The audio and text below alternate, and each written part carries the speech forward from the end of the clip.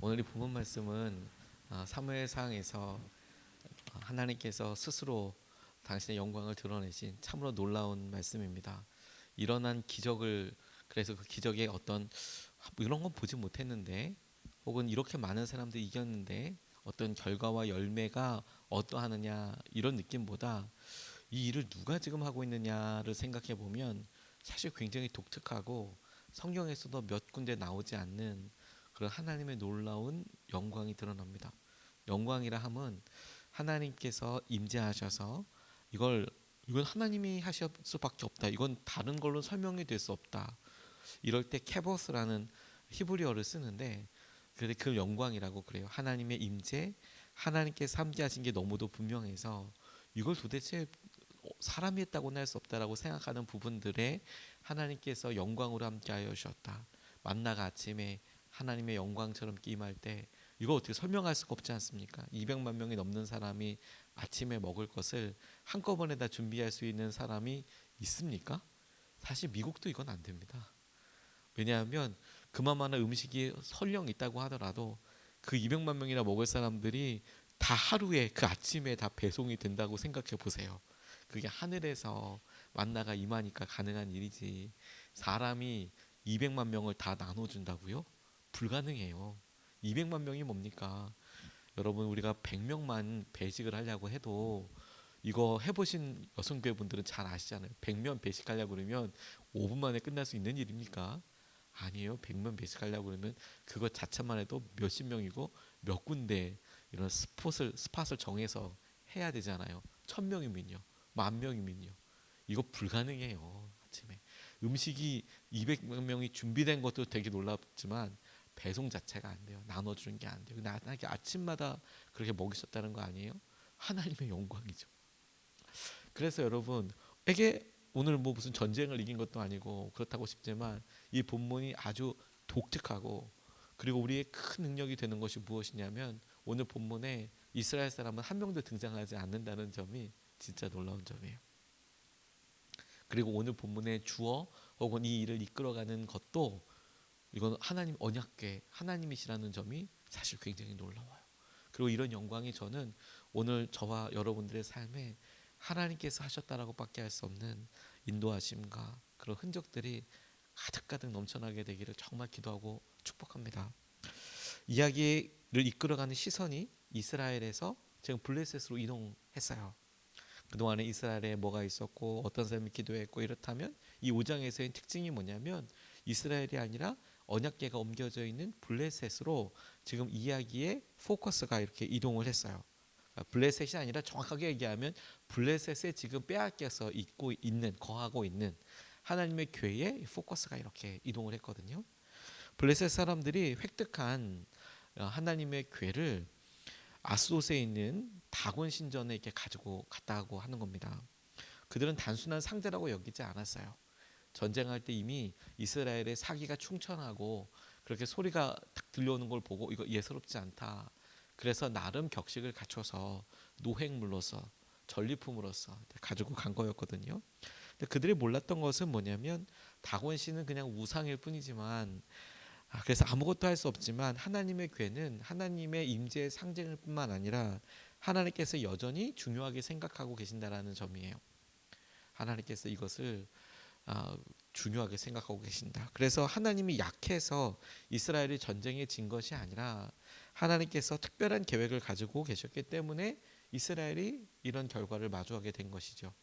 하나님이 약해서 다곤신대 하나님이 싸워서 하나님이 지시고 이게 아니고, 하나님께서 이스라엘을 패하게 하신 이유가 반드시 알려줄 것이 있기 때문이죠. 사사시대가 계속 그랬던 것처럼 전쟁에도 패하게 하시고 이끌어 가시고, 왜? 그들이 정말로 회개하고 하나님께서 하신 은혜를 찾을 때까지, 구할 때까지 하나님께서는 계속해서 그들에게 말씀하시고 때로는 고난을 통해서 이끌어 주시는 거거든요. 그래서 이제 전장이라고 할 수 있는 블레셋에서 하나님의 영광이 스스로 확 드러나게 됩니다. 그래서 이제 알게 되는 거죠. 이스라엘 진영에서 일어났으면 그들이 했겠지, 그래 이스라엘 사람들이 뭔가 열심을 냈겠지 이렇게 생각하지만, 오늘 블레셋 땅에서 이스라엘 사람은 아무도 등장하지 않은 이 장면에 하나님이 하셨네, 하나님 살아계시네. 하나님 놀랍네. 저는 그런 의미로 이 5장과 6장과 그리고 이제 7장의 스토리상으로 7장까지 이어지는데 5장과 6장에 나오는 이 말씀이 너무너무 귀한 말씀이라고 생각해요. 우리들 없어도 하나님께서는 하나님께서 하실 일을 하고 계시는구나. 그 첫 번째로 일어난 일을 주목하고 그 의미를 새겨보자면 우리에게는 여러분 우연이 없죠. 근데 처음에는 몰랐어요. 블레셋 사람들이 처음에는 몰랐습니다. 이게 일어난 일의 의미를 몰랐습니다. 1절에서부터 3절까지의 말씀을 보면 블레셋 사람들은 하나님의 궤를 빼앗아서 에벤에셀에서 아스돗으로 가져갔다. 여기 에벤에셀도 여러분 꼭 기억해 두십시오. 에벤에셀에서 아스돗으로 가져갔다. 블레셋 사람들은 하나님의 궤를 다곤 신전으로 가지고 들어가서 다곤 신상 곁에 세워놓았다. 그 다음날 아스돗 사람들이 아침에 일찍 일어나서 보니 다곤이 주님의 궤 앞에 엎어져 땅바닥에 얼굴을 받고 있었다. 그들은 다곤을 들어서 세운 다음에 제자리에 다시 가져다 놓았다라고 이렇게 이야기하고 있습니다. 다곤 신은 함무라비 법전에도 나올 정도로 아주 오래된 신이라고들 합니다. 함무라비 법전은 바벨로니아에서 쓰여진 최초의 법전이라고 남아있는 현존하는 법전이라고도 그렇게 하는데 거기에 우리의 아버지라고 나와 있는 이 바벨론의 신이었다고 합니다. 근데 왜 이것이 아스돗까지 와서 있는지는 성경이 그렇게 이야기하고 있는데 어떤 고고학적으로는 조금 아직 발견이 어려운 이런 상황이라고도 설명을 합니다. 어떻게 생겼냐면 우리 인어 있잖아요. 인어랑 똑같이 생겼는데 다만 남자예요. 그러니까 인어인데 남자. 어떤 모습인지 알겠습니까? 반인 반어라고 해야 되나요? 그러니까 인어 우리가 상상했을 때 인어군 상상했을 때 딱 하체가 물고기고 위가 사람인데 남자라고 생각하시면 거의 모습이 같습니다. 그래서 아셀의 후손들이 거주하던 지역 아스돗 지금은 가자라고 불리는 곳에 그 신전이 있었다고 이야기합니다. 그러니까 나름 그 사람들은 정말 열심히 믿었다고 싶어요. 그런데 블레셋 사람들이 하나님의 궤를 다곤 신전으로 옮겨서 다곤 신상 곁에 두었어요. 그러니까 그들에게 있어서는 하나님의 궤가 상자가 아니라 신성한 하나님 어떤 신의 하나 이렇게 생각을 했나 봅니다. 근데 그 다음날 가보니까 그대로 묘사된 대로 우리가 살펴보면 머릿속에 떠올려 보면 그 다곤신이 이렇게 세워져 있었을 텐데 그게 얼굴을 받고 이렇게 팍 쓰러져 있었다는 것 아니겠습니까? 신전이 다곤을 위한 곳이었다는 점을 생각해 보면 다곤 신전이고 그 다곤 신전이 있는 신상이라고 이야기하니까 그 규모가 구체적으로 묘사되어 있지 않다라고 하더라도 작지는 않았을 거라고 싶어요. 여기서 놀라운 기적이 사실 두 가지가 있어요. 그게 뭔지 아십니까? 첫 번째 그게 쓰러졌다는 거예요. 사람의 도움 없이 쓰러지나 그런 게 일단 이거 되게 놀랍죠. 두 번째 놀라운 건 뭔지 아십니까? 뭘로 만들었는지 몰랐지만 다음날 보면 부러져 있잖아요. 근데 그 무거운 게 쓰러졌는데 부러지지 않았다는 점도 사실 되게 놀라운 거예요. 그게 무슨 말이냐면 여러분 그걸 뭘로 만들었는지는 모르죠. 지금 상황에서는 흙으로 만들었을지 뭐 테라코타라고 해서 이렇게 진흙을 구워서 도자기처럼 만들 수도 있겠죠. 혹은 금을 발라낼 수도 있겠죠. 뭘로 만들었는지는 지금 잘 모르겠어요. 그게 남아있지는 않으니까 신상 자체가. 그런데 생각해 봤을 때 다곤 신전이라고 부르는 곳에 어떤 신성이 있나 보다. 우리가 절에 가면 거기에 무슨 뭐 이런 걸 한 거 보면 작지 않잖아요. 그거 한 사람이 밀어서 될 문제가 아니잖아요. 그렇게만 생각해 봐도 그런데 당시의 사이즈나 생각을 해보면 굉장히 컸을 텐데 그걸 그렇게 넘어지게 되나? 그것도 아무도 없을 때 그게 가능한가? 그리고 이곳은 지금 블레셋 한가운데잖아요. 신전이 있을 때니까 무슨 전쟁 지역도 아니고 블레셋 사람들이 거주하는 블레셋 한가운데에서 신상이 자동으로 넘어진다고? 불가능하죠. 거기다가 여러분 그 넘어졌는데 괜찮다고? 다만 그 형상을 보면 마치 하나님의 궤에 앞에서 절하는 것처럼 그렇게 엎어져 있다고? 그러니까 처음 이런 일들을 딱 보게 되면 이게 여러 가지 생각하게 하는 그런 그림이 그려지게 되는 것이죠. 처음 있는 일이었을 것이고 아마도 더군다나 하나님의 궤를 향하여 그렇게 엎어져 있다면 그 모습 자체가 생각하게 하는 바가 블레셋 사람들에게는 큰 의미가 있었을 것이라고 싶습니다. 이 절하는 거잖아. 이런 느낌이 들 정도로. 자, 이스라엘 사람들 몰라요. 지금 하나님의 언약궤가 어디에 있는지, 어떤 모습으로 있는지, 어디에 가서 지금 모셔져 있는지 이스라엘 사람들 하나도 몰라요. 예, 블레셋 사람들만 알아요. 블레셋 사람들에게는 그게 노획물이고 전략, 그래서 그냥 전리품일 뿐이지만 갖다 놨는데 그게 그렇게 스스로 있어요. 이거 어떻게 설명해요? 하나님께서 하신 것이죠. 하나님께서. 근데 그걸 처음에는 이 사람들이 몰랐다. 근데 여러분, 블레셋 사람들만 모를까요? 저희도 저희들 삶에서 하나님께서 은혜를 주시고 주의 마음을 더하여 주십시오. 하나님 알고 싶습니다. 라고 이야기할 때 하나님께서 하신 은혜와 충만하심들을 이렇게 보면서 기도하게 될 때 간절히 구하게 되잖아요. 근데 여러분, 우리도 하나님께서 하실 것들을 잘 연결시키지 못해요. 제가 어느 날 어저께 우연히 이제 마지막 몇 가지를 준비하다가 유튜브에서 어떤 유명한 유튜버들이 이렇게 뭐 편집을 하고 만들고 이러는 것들을 이렇게 유심히 봤어요. 그리고 어떻게 소스를 얻냐면 어떻게 접근을 해서 자기 이름 쓰지 않고 제일 자기 관련된 것들 중에서 제일 클릭 수가 많은 걸 갖다가 이렇게 조사를 해본다. 이제 그렇게 해본다 하더라고요. 시크릿 모드 뭐 이런 게 있어서 그래서 들어가 본 다음에 검색을 해봐서 저게 제일 클릭 수가 많으면 이런 종류의 것들이 요즘 사람들이 잘 보는 거구나 이렇게 접근을 해본다고 그래요. 그분은 그냥 얼굴 안 나오고 유튜버로서 그냥 활동하는 외국 사람이었는데 이 사람 그러네. 그래서 저도 모르게 그러면 이제 설교 그래가지고 들어가서 한번 쳐봤어요. 요즘 제일 많이 설교, 요즘이 아니라 제일 많이 설교 누구 거 제일 많이 들었나 들어봤더니 저 되게 깜짝 놀랐어요. 유기성 목사님이 이게 딱 뜨더라고요. 360만인가 클릭수가. 그런데 그 내용이 더 사실 되게 흥미로웠어요. 하나님의 음성 듣는 거였어요. 그 설교 시리즈가 360만, 엄청 많더라고요. 그래서 우리나라 아마도 그렇게 조회한 걸 보니까 설교로서 이렇게 된 걸로 보니까 우리나라 목사님들 중에서 최고더라고요. 단순 그거 하나 검색해서 그게 최고라고 할 수 없지만 아무튼 검색을 제가 했던 키워드로 넣어서 이렇게 해보니까 굉장하더라고요. 그래서 다른 목사님 그 다음 나올 때까지 굉장히 많은 밑으로 내려가야 하는 그렇더라고요. 그래서 목사님 나와서도 되게 은혜가 됐지만 놀랐지만 되게 은혜로웠던 게 뭐냐면 사람들이 하나님의 음성 듣는 것에 되게 관심이 많구나. 하나님의 음성을 알아차리는 것에 되게 관심이 많구나.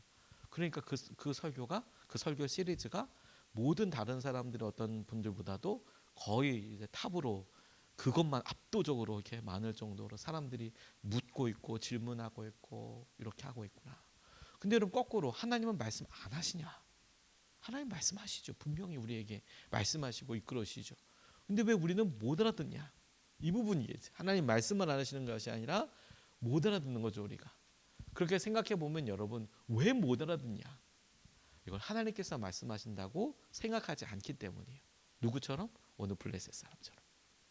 하나님이 말씀하실까? 이렇게 생각하지 않아요. 오늘 여러분 우리가 처음 만나는 일, 만나는 사람 그런 일들에 한번 이런 질문을 해보는 것만으로도 우리에게 영적인 유익이 있습니다. 이거 하나님께서 내게 어떤 메시지를 주시는 걸까? 오늘 내가 사람들을 만나고 오늘 내가 이야기를 듣고 혹시 그것이 내 마음을 우리의 마음을 집중하게 했다면 어지럽히거나 혹은 슬프게 했거나 기쁘게 했거나 움직였거나 어떤 마음의 동기가 됐거나 한다면 그러면 유익이 이렇게 연결만 시켜봐도 유익이 있어요.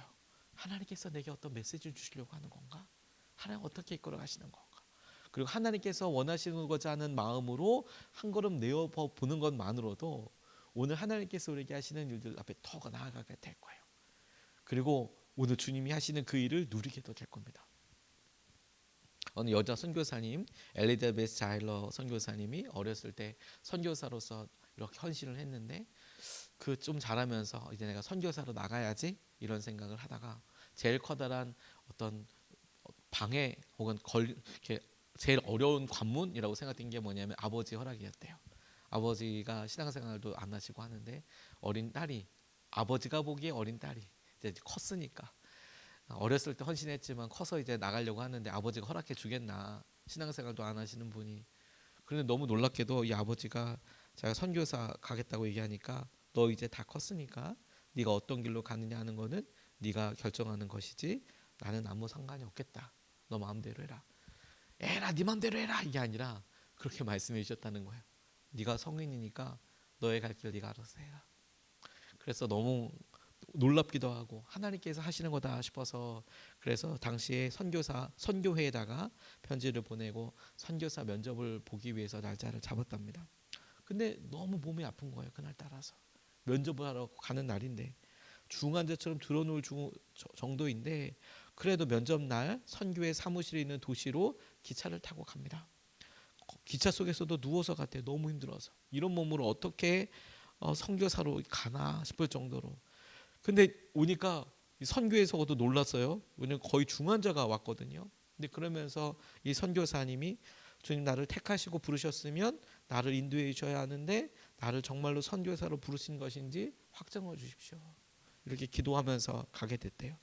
근데 그리고 가방을 들고 선교에 들어갔는데 간절한 마음인 거죠. 아버지가 설악해서 여기까지 왔는데 그냥 가라 하면 어떡해요. 근데 선교회에서 진짜 너무 아파 보이는 여성이 들어왔으니까 내일 면접 보자고. 좀 쉬고 오늘은 너무 힘들어 보이니까 내일 우리 면접 보자고.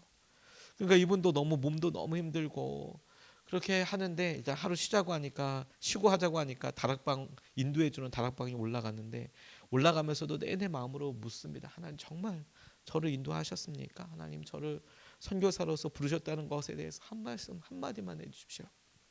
그리고 올라가는데 확신을 갖겠다고. 자기도 몸이 아프니까 확신도 없고. 근데 안내해주는 다락방으로 아마 선교사님들이 오시면 잠깐이라도 쉴 수 있는 그런 게스트하우스가 그 선교에 있었나 봐요. 그래서 다락방으로 들어갔는데 조그마한 침대 하나가 있고 그 위에 창문이 하나 있고 그 위에 창문이 액자가 하나 이렇게 걸려 있는데 그 액자에 너무도 사실 감사하게도 함께 가자 이렇게 쓰여져 있더래요. 함께 가자. 누가 보면 그냥 우연이지. 뭐 누가 붙여놨나 보지. 액자 하나. 그런데 기도하면서 올라오는 이 선교사님에게는 그게 너무도 분명한 하나님의 음성으로 들렸어요. 보여줬어요. 전율할 만큼 하나님께서 나와 함께 가자고 하시는구나. 근데 그 다음에 놀라운 일이 일어나요. 그 순간 본인이 막 열이 나고 그렇게 힘들었는데 열과 고통이 사라지고 완전히 치유함을 받았다는 거예요. 내가 하나님 나를 치유하시는구나. 그래서 그 다음날 면접을 보는데 완전히 딴 사람이 내려와서 아주 건강하고 아무 문제가 될 것 없이 이 엘리자베스 잘러 선교사님이 하나님께 선교사로 쓰임 받을 수 있었다. 하나님 우리에게 일어난 일들을 하나님과 연관시킨다. 두 번째, 우연이 아니라 하나님이 하신 일이라고 우리가 주목하고 고백해 보는 것이 필요하다고 싶어요. 4절 5절 말씀을 보면 이렇게 나와 있습니다. 그 다음 날도 그들이 아침 일찍 일어나서 가보니 다곤이 또 주님의 궤 앞에 엎어져서 땅바닥에 얼굴을 받고 있었다. 다곤의 머리와 두 팔목이 부러져서 문지방 위에 나뒹굴었고 다곤은 몸통만 남아 있었다. 그래서 오늘날까지도 다곤의 제사장들과 다곤 신전에서 예배하는 사람들은 아스돗에 있는 다곤 신전에 들어갈 때에 문지방 위를 밟지 않고 넘어서 들어간다. 이렇게 나와 있습니다. 블레셋 사람들이 다시 세워놓았습니다. 아예 이번 두 번째 쓰러졌을 때에는 머리와 두 팔목이 부러져서 문지방 위에 나뒹굴었고 몸통만 남아 있었습니다. 이것이 우연일까요? CCTV라도 요즘 같았으면 확인해 보고 할 텐데, 근데 여러분 하나님께서 이거 하셨다고 생각하지 않으면 그냥 블레셋 사람의 입장에서 보면 오늘도 이게 쓰러졌네. 그런데 진짜 기적과도 같은 일은 뭐냐면 쓰러진 모습이 하필이면 목이랑 하필이면 두 팔목이 이렇게 턱 해서 완전히 이제 엎어진 모습으로 진짜 경배하는 모습으로 완전히 꿇어서 이렇게 굴복하는 모습으로 이렇게 있다? 오늘 이상하네? 이러고 넘어갈 게 아니라 그렇게 떨어져 있다? 이거 사실 놀랍고 황당한 일이죠. 그래서 이거 어떻게 해야 돼? 라고 다시 이제 이걸 질문하게 되는 겁니다. 이쯤 되면 하나님 하신 일이구나. 그리고 앞으로 이 아스돗뿐만 아니라 블레셋 지역에 일어나는 일들을 보면 당시 블레셋은 도시 국가였는데 도시의 연합 국가였는데 여러 도시들이 한 국가를 이루고 있었는데 이 연합체에서 이제 막 일이 일어나고 뭐 전염병이 일어나는데 이거 하나님이 하신 거야 라고 그들의 마음속에 점점 더 마음에 모여져요. 물론 끝까지 하나님이 완전히 하셨다라고 얘기하지 않고 이거 하나님이 하신 거 아니야? 이거 블레셋의 입장에서는 이방신, 블레셋의 입장에서는 이방신의 이 물품이 우리한테 와가지고 이런 일이 일어나는 거 아니야? 이렇게 생각할 수 있을 만한 일이 계속 일어나게 되는 거죠.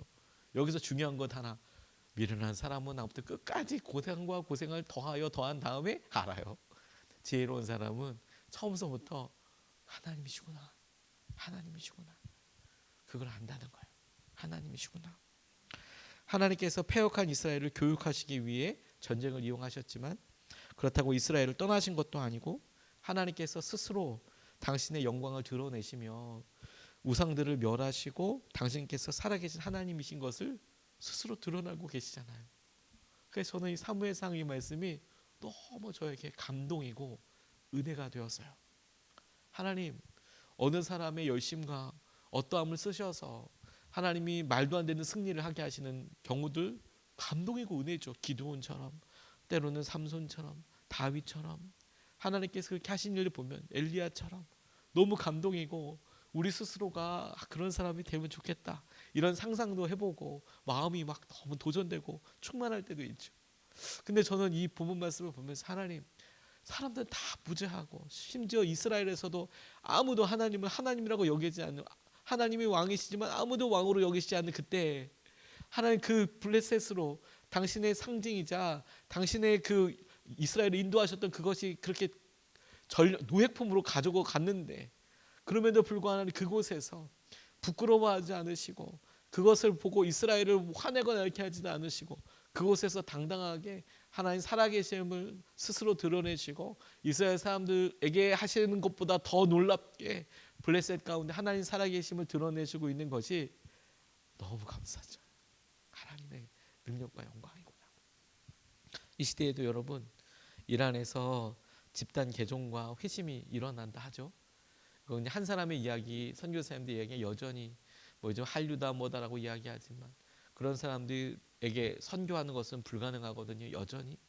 그런데도 사람들이 꿈을 꾸고 하나님의 선교사님들한테 찾아오기도 하고, 말씀에 대해서 페이스북에 어느 선교사님이 제가 사역 보고할 때 진짜 큰 은혜 받았던 게 뭐냐면 페이스북이라는 SNS를 통해서 성경 원하는 사람들한테 성경 보내주겠다고. 그래서 그렇게 원하는 사람이 있을까 싶지만 진짜 많은 몇만 명의 사람들이 이란 쪽으로, 그러니까 이분들이 이제 글로 보내죠. 물론 무명으로 보내야죠. 안 그러면 큰일 나니까. 근데 그 사람들이 원해서 보내주는 거니까 배송을 막 해주는 거죠. 그러니까 막 뿌려서 성경을 뿌려도 전도만 된다면 그렇게 할 판인데, 아니 자기 성경에 관심이 있다고 보내달라고 한 사람이면 너무 감사하잖아요. 그래서 몇만 부를 이란에다 뿌리고 자기들 보내달라고 해서, 물론 그 중에는 과격 이슬람 사람도 있고 이거 뭔가 보자고 단순 호기심도 있고 그러지만 그래도 어디에요, 성경을 본인들이 원해서 본다는 거. 그래서 보내주고, 그래서 나중에 코로나 터지고 이럴 때 보니까 유튜브를 열고 혹은 줌을 열어서 몇 번의 신분을 거쳐서 정말 마음이 그러한지를 확인한 다음에 예배 공동체가 서기 시작하는데, 줌으로 사람들이 이란에 들어가지 않지만 혹은 탈레반에 들어가지 않지만 탈레반 사람들 중에서 얼굴 가리고 예배 드리는 사람들이 나타나기 시작하고 줌으로 인도하는 사람 나타나고, 그럼 어떻게 했냐? 사람이 중간에 어떤 뭐 연결이 있어가지고 만났냐?